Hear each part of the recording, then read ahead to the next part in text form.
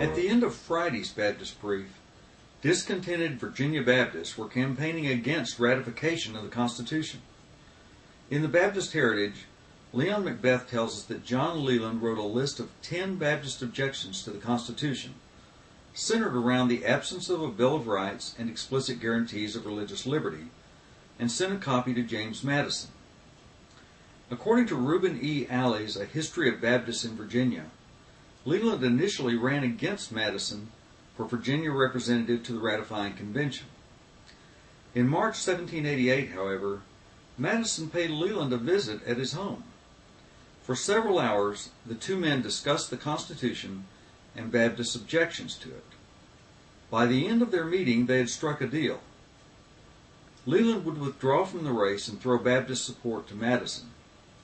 In return, Madison promised to introduce a constitutional amendment to guarantee full religious liberty for everyone.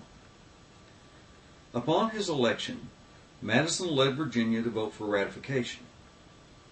In the spring of 1789, shortly after the inauguration of President Washington, Madison introduced in the U.S. House of Representatives 10 proposed amendments known collectively as the Bill of Rights, as Thomas Jefferson had initially proposed in his letter from Paris. After numerous revisions, the first amendment that we have today was adopted. It begins with 2 clauses that guarantee religious liberty: the No Establishment Clause and the Free Exercise Clause. These 2 clauses total 16 words. Congress shall make no law respecting an establishment of religion or prohibiting the free exercise thereof. James Madison was as good as his word.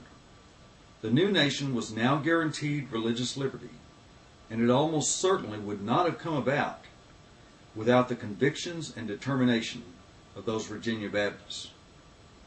In tomorrow's Baptist Brief, we'll conclude this series on religious liberty by considering what religious liberty has to do with Jesus.